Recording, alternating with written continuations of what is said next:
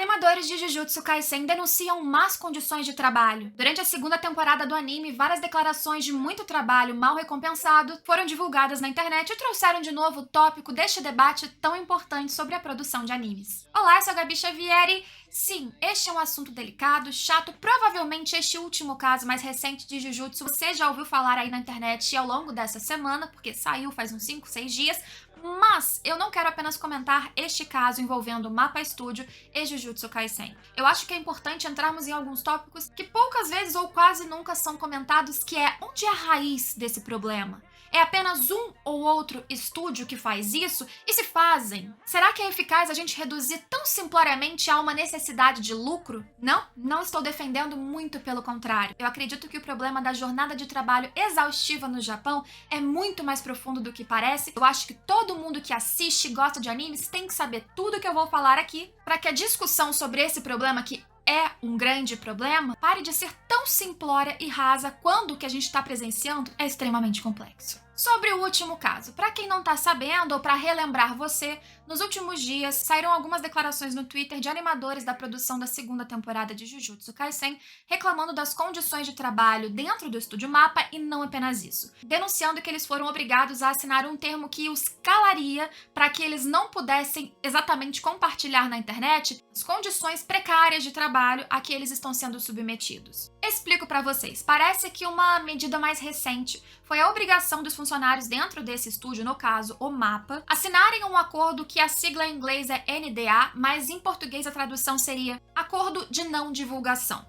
A gente não tem ali detalhes que eu tenha achado deste acordo por si só, quais são as cláusulas, o que ele contém, o que ele prevê, mas assim, em tese, eu imagino que a justificativa do estúdio para que eles assinassem esse documento era para impedir o vazamento de informações da produção, que a gente sabe que cada vez mais acontece e o Japão detesta. Quando vaza um spoiler de frame, de episódio, de informação, de nome daquilo, do outro, as empresas japonesas fazem várias medidas de contenção, atrasam simulcast, dificultam o acesso, inclusive principalmente o nosso aqui que depende de stream, né, de simulcasts e não da TV japonesa. Só que, por causa das cláusulas, segundo eles disseram, deste acordo, eles também ficariam impedidos de comentar sobre a sua própria rotina de trabalho.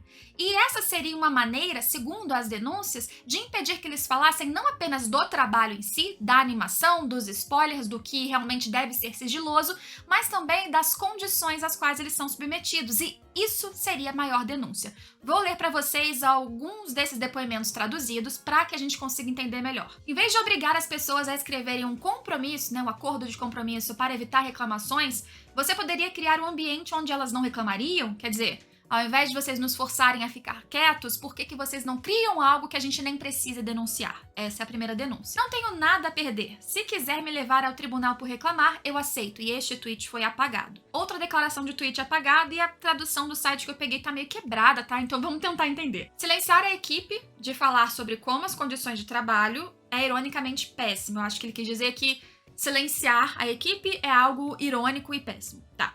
Não me importo neste momento porque sim, o cronograma está além de terrível. Não comprometerei minha saúde por um trabalho que nem sequer cobrirá todo o meu aluguel, muito menos quaisquer outras despesas. Meu trabalho principal e meu bem-estar geral significam mais para mim do que o medo de entrar na lista negra. Outro comentário: é tão comum que videoartistas sejam tratados como escravos a tal ponto que ninguém questione. Até o momento em que eu vi aqui, o Mappa não tinha dado qualquer declaração oficial sobre esses vazamentos. Duvido que faça, a não ser que isso ganhe uma escala gigantesca no Japão. Se for uma coisa ali da bolha do Twitter, das pessoas aqui no Ocidente reverberando essas mensagens, eu acredito que não vai ter qualquer, infelizmente, comunicação ou muito menos mudança ali dentro da empresa sobre o que eles estão denunciando. E o que eles estão falando não é novidade. Já tem mais de 3 anos que eu fiz um vídeo aqui no canal falando exatamente sobre esse problema, especialmente para os animadores que trabalham no que é chamado de frames in between, que são os frames de transição, não são os principais animadores, portanto eles recebem uma remuneração muito baixa. O que é dito, inclusive até hoje, é que essa remuneração destes animadores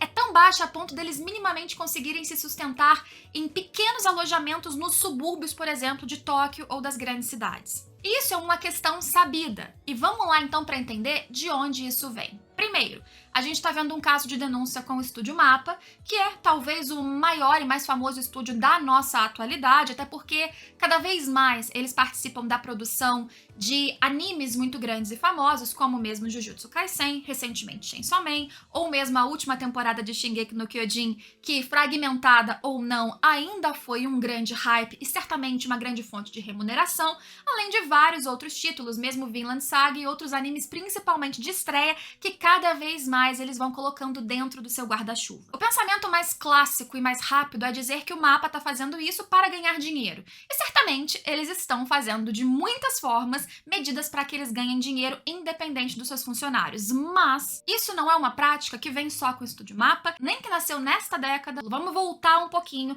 para como isso começou. Existe um modo de produção que eu já comentei aqui no canal, que surgiu desde Osamu Tezuka, ou seja, lá na década de 60, por exemplo, que os animes eram muito menos complexos, demandavam muito menos tempo de trabalho para soltar aquele produto final e, portanto, o trabalho dos animadores era essencialmente diferente do que é hoje em dia. Fora, é claro, o custo de vida, que sobe com a inflação e precisa sempre ser atualizado. O que já foi dito em mais de um relatório, ou notícia, ou artigo que comentou sobre esse problema no Japão, é que uma grande questão é a desatualização de uma base de salários de animadores desde Osamu Tezuka, que os animadores continuam sendo subpagos com pequenas atualizações, como se o método de trabalho, o quanto eles conseguem render, por exemplo, por hora, fosse equivalente a entregas de décadas atrás que não cabem mais. Até mesmo em relação ao público, cada vez mais nós exigimos produções impecáveis, incríveis, e isso, logicamente, se converte em pressão dentro do estúdio para que eles consigam entregar o melhor possível, só que com um orçamento pequeno para quem está trabalhando,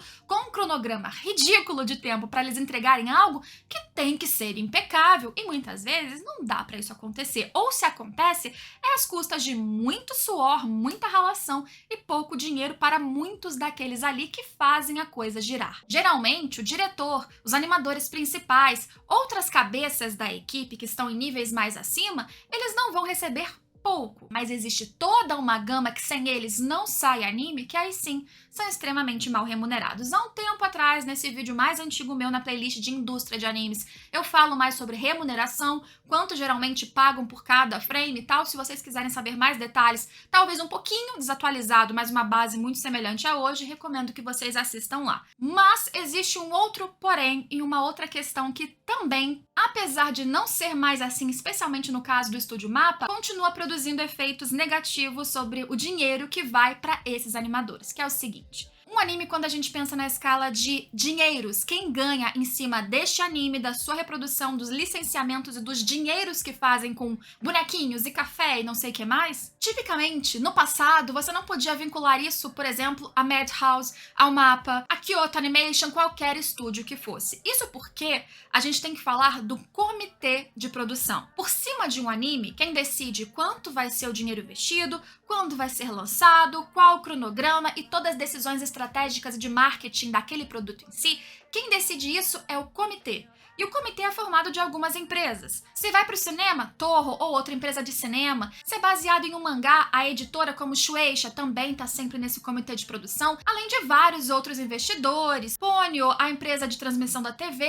Isso varia um pouco de anime a anime. E antigamente, ou algum tempo atrás, não era comum, ou não tão comum, que as produtoras, que a gente sabe ali o nomezinho de quem produziu aquele anime, fizessem parte do comitê de produção. E aí como que funcionava isso então? A empresa, digamos que o Mapa era contratada, recebia um budget, um orçamento, e neste orçamento de X ou milhões de ienes, eles tinham que redistribuir para toda a galera do estúdio que fosse trabalhar, incluindo a própria remuneração do estúdio, e não dava para fugir daquele valor. O comitê disse, você tem isso, você trabalha com isso. E aí, muitas vezes, o comum era que o comitê de produção desse um orçamento, por causa de toda essa fatia de desatualização que eu comentei com vocês, muito defasado. E aí o estúdio, sem dúvidas, não querendo se prejudicar também o quanto desse, ele pegava a sua fatia e redistribuía para a equipe de uma maneira que era terrível. Entendem a escala? O comitê manda pouco dinheiro, o estúdio pega o quanto ele precisa, o quanto ele acha justo e repassa o pouco que sobra para toda uma galera que trabalha muito e recebe pouco.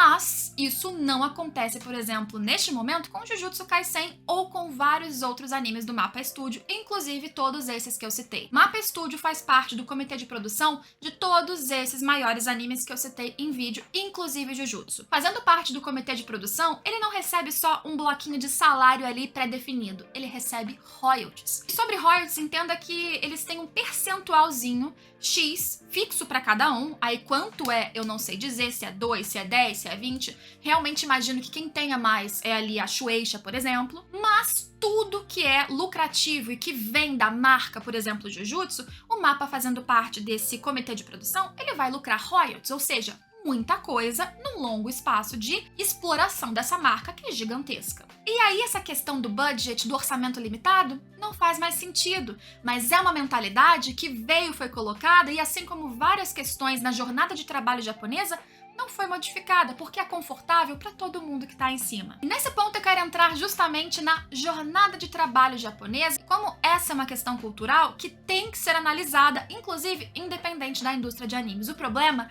não é só nessa indústria e vem de muito, muito longe, por mais que algumas pessoas não saibam ou não prestem atenção. A cultura de trabalho japonesa é super reconhecida por ser muito difícil, muito exaustiva. Tanto é que lá surgiu o infeliz termo totalmente baseado na realidade deles, que é karoshi, ou literalmente, morte por trabalho demais. Esse foi um termo que foi criado ou estabelecido a partir de 2015 no Japão, depois de uma morte muito notória. Porém, esse não foi um caso isolado, nem sequer o primeiro da história do Japão. Esse é um problema que data, como eu disse, de décadas atrás. A história do karoshi, ou das jornadas exaustivas de trabalho que tinham por consequência a morte de trabalhadores, tem como alguns dos seus primeiros registros lá no século XX, começo do século XX, na província de Nagano. Vários trabalhadores ali que mexiam na indústria de produção de seda, eles eram forçados a trabalhar 14 horas por dia, mais ou menos, e vários deles acabavam morrendo no fim disso. E são consideradas karoshi aquelas mortes por acidente vascular cerebral, doenças cardíacas e até quando a pessoa tira a própria vida em decorrência do estresse de trabalho. Nesse mesmo ano de 2015, o Japan Times relatou 96 mortes por causa de ataques cardíacos e derrames pelo excesso de trabalho, e a Agência Nacional de Polícia registrou mais de 2.000 casos de pessoas que tiraram a vida por questões relacionadas ao profissional. Vou deixar alguns links de consulta para vocês na descrição ou no comentário fixado, mas essa cultura de trabalho excessivo japonês, pensando no coletivo acima do seu bem-estar pessoal, aconteceu em grande escala a partir do período em que o Japão começou o chamado Era Meiji, o período de renovação, contato com as grandes nações internacionais e um momento em que a indústria japonesa e os funcionários japoneses das caixas das empresas, por consequência, trabalhavam de forma muito cansativa para conseguir alcançar o patamar dessas nações globais com que eles tinham contato agora. Já no século seguinte, depois da Segunda Guerra Mundial, o Japão naquela época passou a ser a segunda maior potência mundial num curto espaço de tempo, às custas de muito trabalho. E esse costume de trabalhar muito, exaustivamente, pensando no bem da empresa e não no seu próprio, permaneceu na cultura deles, na sociedade, até hoje. Um anime recente que acabou denunciando várias coisas como essa, que são extremamente reais, foi Zonsen, que está sendo adaptado, inclusive até agora, com seus vários hiatos, provavelmente por causa de problemas semelhantes a esses na produção. E neste mesmo anime, eles retratam uma outra questão de cultura no trabalho japonês, nas empresas, que também acaba sendo muito tóxico para os trabalhadores, que é o chamado nomikai. O trabalhador já passou ali horas trabalhando, muitas... E aí existe aquela social que o seu chefe te chama e, em tese, o funcionário pode ou não aceitar, mas na real, ali embaixo dos panos, você tem que aceitar, senão você vai se prejudicar, quiçá ser demitido. Todo mundo aceita. Ou veja bem, você passa horas extras, às vezes não remuneradas, o seu pouco tempo de descanso, você tem que ir lá fazer a social com seu chefe, de preferência beber o quanto ele te oferecer, para no dia seguinte começarem outra jornada exaustiva de trabalho. Isso é comum em várias empresas. É dito que depois da pandemia, com o home office forçado, as empresas tendo que se adaptar a jornadas mais flexíveis, portanto tendo uma demanda um pouco mais light em relação à cultura anterior, dizem que as empresas estão se adaptando mais e a jornada hoje está aos poucos se flexibilizando ou ficando mais amigável do que foi ao longo de todas essas décadas culturalmente no Japão. Mas ainda é um caminho longo para eles trilharem. Ainda há muitos problemas para serem resolvidos, tanto fora como dentro, é claro, das empresas de animes como o Mappa Studio, como a gente está vendo agora. Vou trazer alguns dados para vocês que já são mais antigos. Em 2015, faz menos de 10 anos, numa pesquisa da Expedia Japan, 53% dos japoneses não sabiam quanto de folga anual eles tinham. E aí eles comentam como é comum que os japoneses sintam culpa ou vergonha de tirarem folga ou férias, e muitas vezes não tiram. E olha só que interessante, naquela época, 2015, só 52%, só assim, metade, achava que era importante, era muito necessário ter um balanço entre vida pessoal e trabalho. Metade das pessoas respondiam à entrevista dizendo: não tem que ter um balanço não, o mais importante é o trabalho. Segundo essa mesma matéria, que eu vou deixar linkada, em 2016, numa pesquisa do Indeed Job Happiness Index, com 35 países, o Japão ficou em último no ranking de bem-estar no trabalho. Olha só, como eu disse, há algumas startups, empresas mais modernas ou algumas medidas de flexibilização ou preocupação com esse bem-estar do trabalhador, até por uma pressão que vai aos poucos surgindo socialmente. E algumas empresas hoje tomam medidas como dá 10 horas, eles apagam as luzes para que o funcionário vá embora. Mas veja bem, existe um fator cultural, como a gente viu aqui, que faz com que o japonês se cobre, que ele ache que é necessário ou fundamental se preocupar mais com a empresa, com onde ele trabalha, do que com ele mesmo. E aí ele tem culpa de tirar a folga, se sente mal de ir embora cedo, e aí a realidade que a gente vê comicamente num anime como Zonsen é dolorosa, porém muito real e frequente ainda. Isso tudo para dizer que não é incomum ou não é estranho a gente ver depoimentos como esse dos animadores do Mapa Studio. E provavelmente é uma pequena parcela de várias outras empresas dentro e fora da indústria de animes, entre muitas outras pessoas que às vezes, talvez, nem percebem que elas estão sendo mesmo exploradas. Às vezes faz parte do dia a dia. Todo mundo faz isso, todo mundo vive assim. E aí, como em Zonsen, são vários zumbis normalizando uma situação que é complicada de resolver. São décadas de cultura que precisa ser paliativamente ali modificada, mas precisa ser resolvido. Conta aqui embaixo o que você acha dessa questão, ou se você já ouviu falar de outros casos como esse dentro dessa indústria de animes, e se você curtiu esse conteúdo e quer saber mais assuntos como esse, ou simplesmente falar de animes e mangás, se inscreva aqui no canal e eu espero você em todos os próximos vídeos. Tchau, tchau!